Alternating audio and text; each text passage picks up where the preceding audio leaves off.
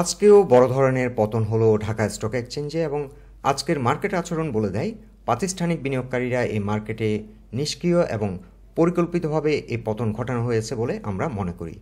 অথচ কিছুদিন আগেও এই প্রাতিষ্ঠানিক বিনিয়োগকারীরা চাপ সৃষ্টি করেছিল ফ্লোর প্রাইস উঠিয়ে নেওয়ার জন্য। এছাড়া বর্তমান মার্কেট চিত্র অনেকটা প্যান্ডেমিক কিংবা রাশিয়া ইউক্রেনের যুদ্ধের মধ্য দিয়ে যেরকম বিশৃঙ্খলা এবং অস্থিরতা মার্কেটে আমরা লক্ষ্য করেছি, ঠিক সেরকম একটি চিত্র ফুটে উঠল। আর মার্কেটের এই ধরনের ভয়াবহ পরিস্থিতিতে বর্তমানে বিনিয়োগকারীদের টিকে থাকা হলো একটি বড় চ্যালেঞ্জ। বিশেষ করে যারা মার্জিন নিয়ে বিজনেস করছেন তাদের জন্য সার্ভাইভাল হচ্ছে একটি বিগ কোশ্চেন। আজ আমরা আলোচনা করব মার্কেটের এরকম ভয়াবহ পরিস্থিতিতে একজন বিনিয়োগকারী হিসেবে কী ধরনের স্ট্র্যাটেজি গ্রহণ করা উচিত। বন্ধুরা, আলোচনাটি শেষ পর্যন্ত শুনতে থাকুন। আলোচনাটি শুরুতেই সবাইকে রিকোয়েস্ট করব ডিসক্লেমার অংশটি আপনারা ভালো করে পড়ে নেবেন। পুঁজিবাজার ঝুঁকিপূর্ণ। আপনার কোনো পার্সোনাল বাই এবং সেলের কারণে আপনি যদি ক্ষতিগ্রস্ত হয়ে থাকেন, সে দায় স্টক অবজার্ভার বহন করবে না। বর্তমানে ঢাকা স্টক এক্সচেঞ্জ বিনিয়োগকারীদের জন্য একটি আতঙ্কের নামে পরিণত হয়েছে এবং রিসেন্টলি বেশিরভাগ বিনিয়োগকারীদের কাছ থেকে আমরা যে কোশ্চেনটি পেয়েছি সেটি হলো মার্কেট আর কতটা ডাউন হবে। প্রথমত যে বিষয়টি আমরা পয়েন্ট আউট করব, বর্তমান মার্কেট সেন্টিমেন্ট এক্সট্রিমলি বেয়ারিশ হচ্ছে মার্কেটের এমন একটি কন্ডিশন যেখান থেকে বেশিরভাগ সময় মার্কেট বাউন্স ব্যাক করে। এছাড়া টেকনিক্যালি যদি আমরা মার্কেটকে মূল্যায়ন করি, মার্কেটের একটি গুরুত্বপূর্ণ সাপোর্ট ছিল ৬২০০ পয়েন্টে। এই পয়েন্টে মার্কেটের একটি গুরুত্বপূর্ণ সাপোর্ট ছিল। এই সাপোর্টটি খুব ইজিলি ভেঙে যায় এবং এর পর আরও কয়েকটি গুরুত্বপূর্ণ সাপোর্ট খুব অল্প ভলিউমে মুহূর্তের মধ্যে ভেঙে যায়। আর এই বিষয়টি ছিল অনেকটা রহস্যজনক। মনে হচ্ছে মার্কেটে প্রাতিষ্ঠানিক কোনো সাপোর্টই নেই। আর কোনো যুক্তি ছাড়া, কোনো রেশনাল কারণ ছাড়া মার্কেটে এই ধরনের পতনকে আমরা ম্যানিপুলেশন কিংবা কারসাজির অংশ বলতে পারি। এখন টেকনিক্যালি মার্কেটের স্ট্রং সাপোর্ট রয়েছে 5970 লেভেলে। এই জোন থেকে 2022-এর জুলাইয়ে একবার বাউন্স ব্যাক করেছিল এবং ফিবোনাচি রিট্রেসমেন্ট চার্টে 61%-এর যে রিট্রেসমেন্ট সাইকেল সেটি রয়েছে 5970 লেভেলে। এখন কোয়ালিটেটিভ আসপেক্ট থেকে যদি মার্কেটকে মূল্যায়ন করতে হয় তাহলে এক কথাই বলবো, বর্তমান মার্কেট স্যাবোটাইজ করা হচ্ছে। একটি চক্র পরিকল্পিতভাবে এই মার্কেটকে স্যাবোটাইজ করছে।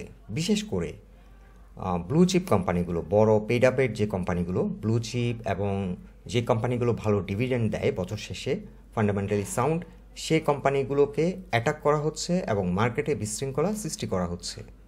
পাশাপাশি দুর্বল মানের কোম্পানিগুলোকে লং র্যালি করাচ্ছে। সাধারণ বিনিয়োগকারীরা করছেন কি, তাদের হাতে থাকা ভালো মানের স্টকগুলো সেল করে দুর্বল মানের কোম্পানিগুলো অতি মূল্যায়িত প্রাইসে এন্ট্রি দিয়ে সর্বশান্ত হচ্ছেন। সো দুদিক থেকে তারা এই বিশৃঙ্খলা সৃষ্টি করছেন। এখন একটি গুরুত্বপূর্ণ কোশ্চেন হলো, মার্কেটের এরকম পরিস্থিতিতে একজন বিনিয়োগকারী হিসেবে কি করা উচিত। প্রথমে যে ব্যাপারটি আমরা গুরুত্ব সহকারে বিবেচনা করার জন্য বলবো সেটি হলো, মার্কেটের এই ধরনের পরিস্থিতিতে বিনিয়োগকারীরা সবচেয়ে বেশি প্রেসারে আছেন। বিশেষ করে যারা এই মার্কেটে দুর্বল মানের কোম্পানিগুলো অতি মূল্যায়িত প্রাইসে এন্ট্রি নিয়েছেন, তারাই সবচেয়ে বেশি চাপের মুখে আছেন। কেননা এই কোম্পানিগুলোকে অতি মূল্যায়িত করে অনেকগুলো স্টক বর্তমানে ডিস্ট্রিবিউট করে দিয়েছেন এবং ম্যানিপুলেটর এই চক্র, কারসাজির চক্র যদি স্টকগুলো থেকে বের হয়ে যায়, পরবর্তীতে মার্কেট ভালো হলেও এই স্টকগুলো আদৌ বাড়বে কিনা সেটা অনেকটা অনিশ্চিত। এখন অনেকেই হয়তো কাউন্টার আর্গুমেন্ট করতে পারেন যে ভালো মানের কোম্পানিগুলো যারা কিনেছে তারাও তো এই মার্কেটে অনেকটা লুজার। আমরা এগ্রি করি, বর্তমান মার্কেট যে অবস্থানে রয়েছে সেক্ষেত্রে ভালো এবং খারাপ সবগুলো কোম্পানি নির্বিশেষে কিন্তু ফল করেছে, পার্টিকুলার কয়েকটি স্টক ছাড়া যেগুলোতে ম্যানিপুলেশন চলছে। গত 6 মাসে ঢাকা স্টক এক্সচেঞ্জের রিটার্ন ছিল নেগেটিভ 4.73% নেগেটিভ রিটার্ন হয়েছে এবং গত এক বছরে নেগেটিভ রিটার্ন হয়েছে 3.61%। গত এক বছর আগে অর্থাৎ 2023 সালে যারা এন্ট্রি নিয়েছেন, মার্কেট ছিল তখন অলমোস্ট 6200 থেকে 6300 এই জোনে ঘোরাফেরা করছিল। মার্কেট কিন্তু সাবস্টেন্সিয়াল ফল হওয়ার পর যারা এই জোনে এন্ট্রি নিয়েছেন তারাও কিন্তু গত এক বছরে যারা এন্ট্রি নিয়েছেন, মার্কেট যেহেতু নেগেটিভ রিটার্ন করেছে, তারাও বেশিরভাগ ক্ষেত্রে এখন লুজার। 7400 থেকে মার্কেট ডাউন হয়ে যারা 6200 পয়েন্টও এন্ট্রি নিয়েছেন, বর্তমান মার্কেট পরিস্থিতি অনুযায়ী লুজার। বাট তাদের এন্ট্রি কিন্তু ভুল ছিল না, কিন্তু ডিউ টু মার্কেট সার্কামস্টেন্স তারা বর্তমানে লুজার। এখন মার্কেট যদি ঘুরে দাঁড়ায় তাহলে ভালো মানের কোম্পানিগুলোর ঘুরে দাঁড়ানোর সম্ভাবনা রয়েছে এবং সেই কোম্পানিগুলো যদি প্রাইস অ্যাকশন করতে দেরিও হয় সেই কোম্পানিগুলো থেকে বিনিয়োগকারীরা বছর শেষে হেলদি একটা ডিভিডেন্ড পাওয়ার সম্ভাবনা রয়েছে। কিন্তু দুর্বল মানের কোম্পানিগুলোতে যারা স্টাক হয়ে গেছেন বছর শেষে ডিভিডেন্ডও তেমন একটা পাওয়ার সম্ভাবনা নেই। গত 10 বছরের ইন্ডাস্ট্রিয়াল গ্রোথ যদি আমরা দেখি, বিশেষ করে ইন্ডাস্ট্রি এবং সার্ভিস এই দুটো সেক্টরে বাংলাদেশে সিগনিফিক্যান্ট গ্রোথ আমরা লক্ষ্য করছি। 2021-22 অর্থ বছরে ইন্ডাস্ট্রি সেক্টরের গ্রোথ হয়েছে 10.44% এবং সার্ভিস সেক্টরের গ্রোথ আমরা লক্ষ্য করছি 6.31%।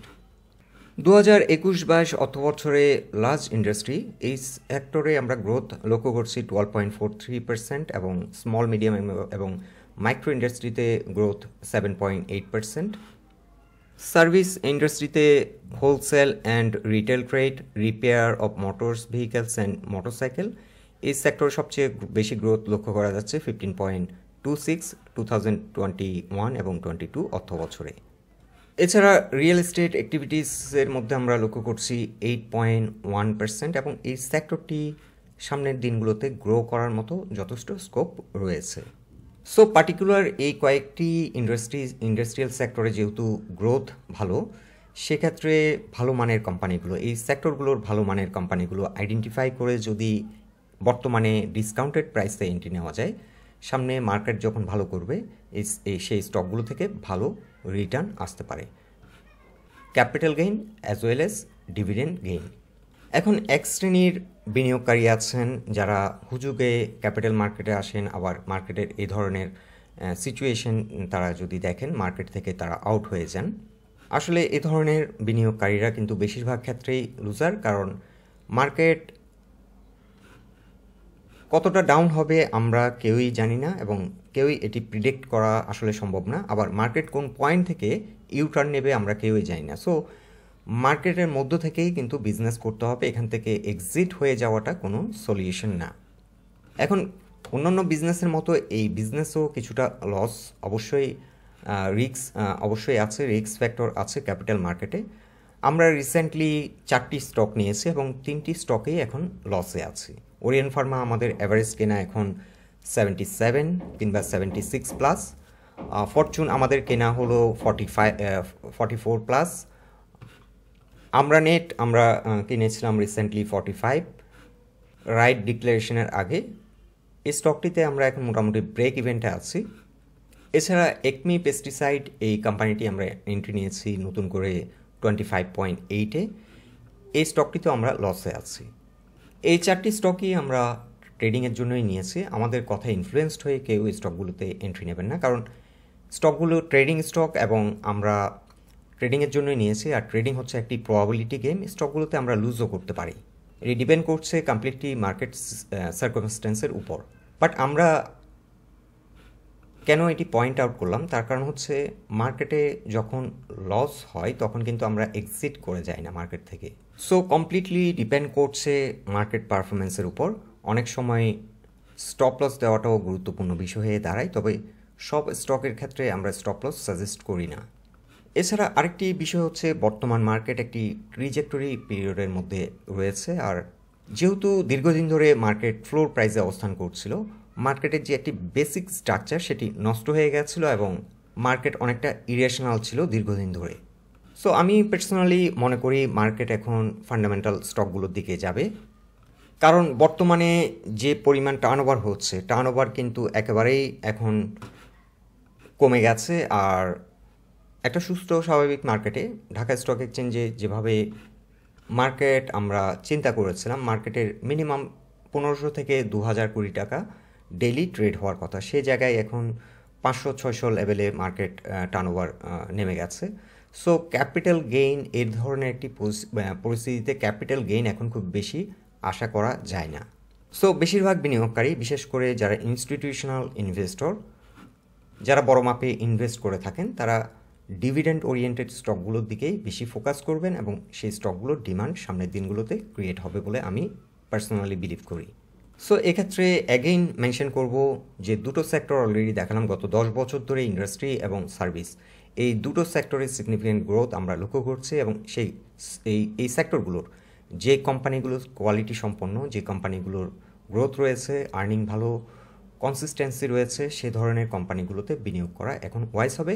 কারণ বর্তমানে মার্কেট ভালো রকমের ডিসকাউন্ট দিচ্ছে এবং যাদের কাছে ক্যাপিটাল আছে তারা এই অ্যাডভান্টেজ নিচ্ছেন অবশ্যই। কারণ প্রত্যেকটা স্টকেই কিন্তু আমরা লক্ষ্য করছি ভালো মানের স্টকগুলো যদিও তারা টেনে কিনছে না, কিন্তু প্রত্যেকটা স্টকে বায়ার প্রিভেল করছে। সো কেউ না কেউ স্টকগুলো কিনে নিচ্ছে। আরেকটি ব্যাপার খেয়াল রাখতে হবে, কিছু কিছু কোম্পানি হঠাৎ করে তারা অ্যাবনর্মাল তাদের ইপিএস হাই করে দেখায়।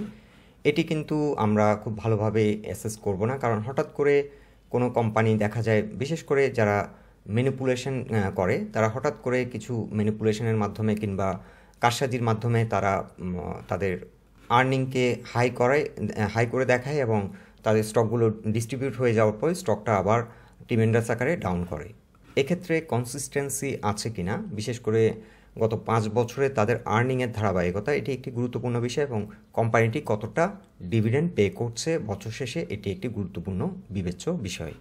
সো কোম্পানিটির যদি বিজনেস মডেল ভালো হয়, তারা যদি তাদের আর্নিংয়ের ধারাবাহিকতা যদি ঠিক থাকে, ডিভিডেন্ড পে আউটের ক্ষেত্রে যদি ধারাবাহিকতা ঠিক থাকে, তাহলে সেই কোম্পানিগুলোকে আমরা ভালো হিসাবে অ্যাসেস করে থাকি। সো বন্ধুরা, এটাই ছিল আজকের বক্তব্য। আপনাদের গুরুত্বপূর্ণ মতামতগুলো আমাদেরকে অবশ্যই কমেন্ট বক্সে জানাবেন। আলোচনাটি যদি ভালো লেগে থাকে অবশ্যই পোস্টটিকে লাইক দিন। আমাদের সাথে থাকার জন্য আপনাদের অসংখ্য ধন্যবাদ।